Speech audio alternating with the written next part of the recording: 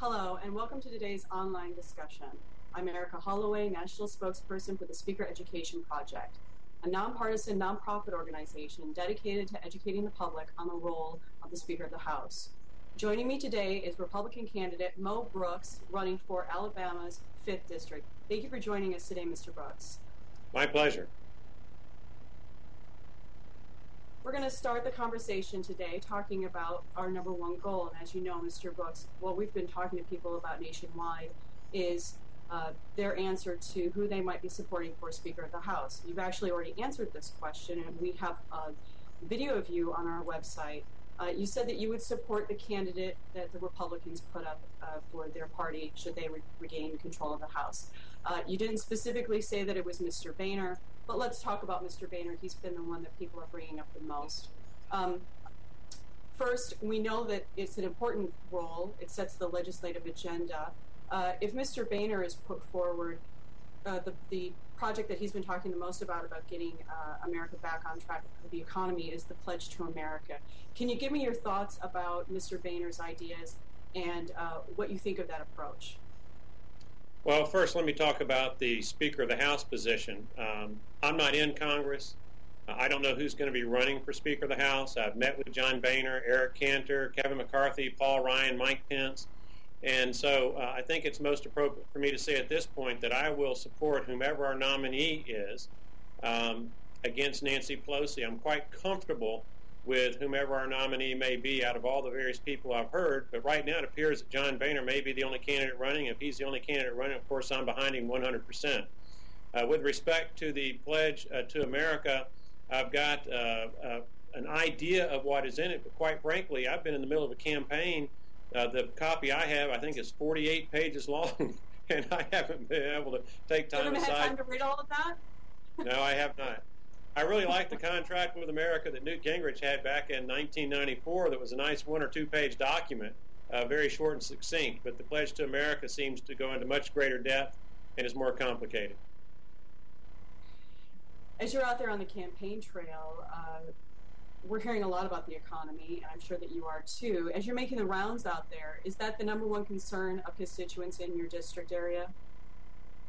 Well, the number one concern is jobs and the economy. I try to explain to people that a corollary of that is making sure that we have good economic policies that emanate from the United States Congress.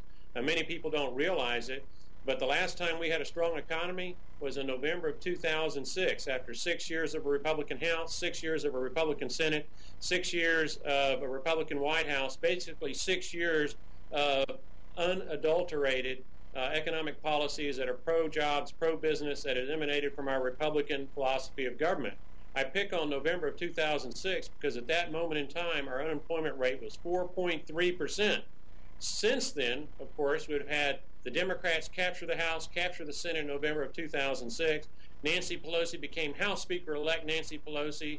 Harry Reid became Senate Majority Leader Harry Reid. And the fear of their policies, coupled with the actual implementation of their policies, has more than doubled our unemployment rate now to 9.6%.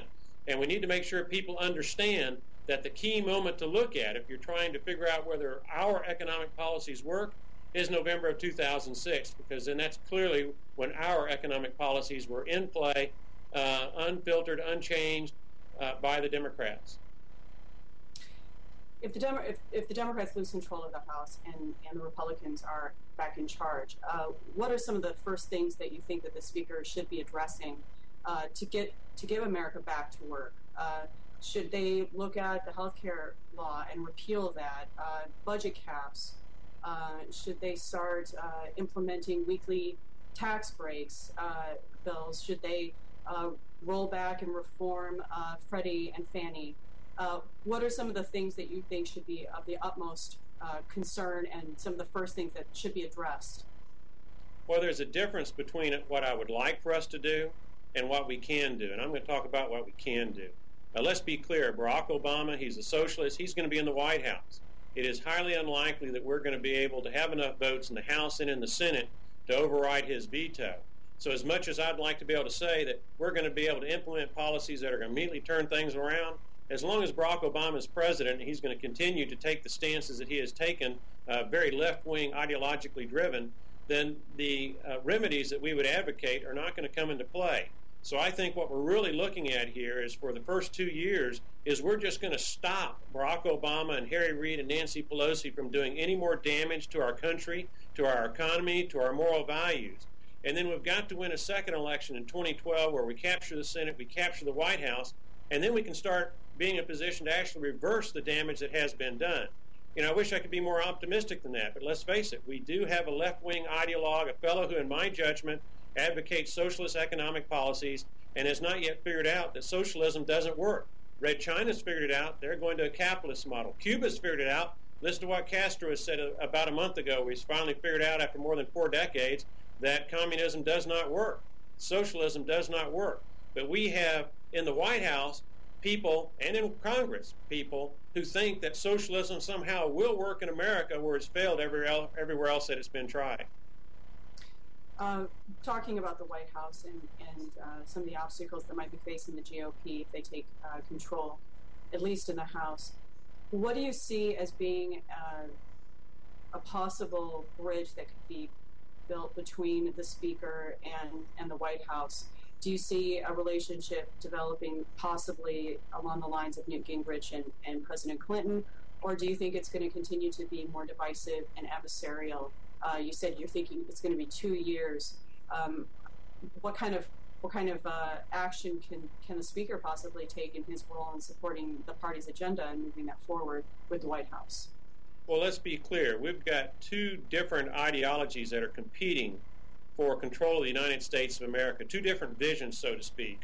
One believes in bigger government, believes in socialism, believing in the federal government being the master of its citizenry. Then you've got a different vision that supports free enterprise, that believes in the individual and the rights of the individual, that believes in moral values. And there's not a lot of common ground between those 2 sets of principles. I'm, of course, one that advocates our foundational principles, but Barack Obama enjoys this radical experimentalism that does not work and has never worked in the history of mankind, yet he still wants to take America down that direction. In my judgment, we cannot compromise 1 inch with respect to matters of principle. Are we going to be free enterprise, or are we going to be socialist? Are we going to have unsustainable budget deficits that put our future at risk, or are we going to do something about balancing the federal budget to my ultimate goal, at least, is to have a balanced budget constitutional amendment that puts a structure in place that forces Congress to do what it's otherwise derelict to do. And you've got a whole host of issues like that. On budgetary matters, where the priorities are, I can understand that there'll be some compromises on how our tax dollars ought to be spent. But on matters of principle, I do not intend on budging 1 inch. We're right, they're wrong. All right, and moving away from the economy, let's talk a little bit about what some of the other issues that the Republicans might be seeing as being something that they're going to want to push should they take over the House. Aside from the economy and the job creation issues that you're hearing from a constituency that you're talking to right now as you run for office, what do you think are going to be some of the other big key issues facing the House next year? Well, the big one's going to be government-run health care. With respect to government-run health care, our goal, first and foremost, line of defense, is for our court system to strike it down because it's unconstitutional. Never in the history of our nation has the federal government tried to usurp the power to dictate to the citizenry what goods and products they have to buy. That's unique. I see nothing in the Constitution that empowers our federal government to do that. If that fails, or in the meantime, while that's pending in our courts before it gets to the Supreme Court, what we need to do in the U.S. House is, again, put up that large stop sign and say, Barack Obama, Harry Reid, thou shalt do no more damage to our country. One part of that stop sign is with respect to that government-run health care. We need to zero out that baby so that all those commissions and agencies that are being created to try to administer that program, they have zero money, they in turn have zero employees, they in turn have zero enforcement powers. And then ultimately, again, fast-forwarding to 2012, if we capture the Senate and we capture the White House, that's when we'll be in a position to actually repeal it. And you brought up the stop sign. How are you going to put that stop sign up should you be facing a lame duck session situation? We understand that Speaker Pelosi has laid out a very aggressive legislative agenda for the lame duck session in November. What are your thoughts on that? Well, I'm hopeful that the members of the United States Congress of the other party will be mindful of the will of the people of the United States of America. But quite frankly, since I will not be in the United States Congress in November or December of this year, there's not going to be anything I can do to force Nancy Pelosi or Harry Reid or Barack Obama to abide by the will of the vote that's going to occur on November 2nd. But hopefully the public will be in such an uproarious state should these socialist individuals push economic policies that are bad for our country. Or should they push, for example, card check, denying workers the right to a secret ballot vote on issues of whether to unionize? Should they push cap and trade through the United States Senate? Should they try to do that, thereby increasing our average utility bills over $100 a month within a 5-year period of time and doing untold damage to our economy because of manufacturers and industries that have to consume now more costly electricity that drives up their cost of doing business, that makes them uncompetitive, that puts them out of business? I'm hopeful if we can generate enough of an uproar from the general public that the Democrats, even those who have lost office, will be hesitant to trample on the will of the American people.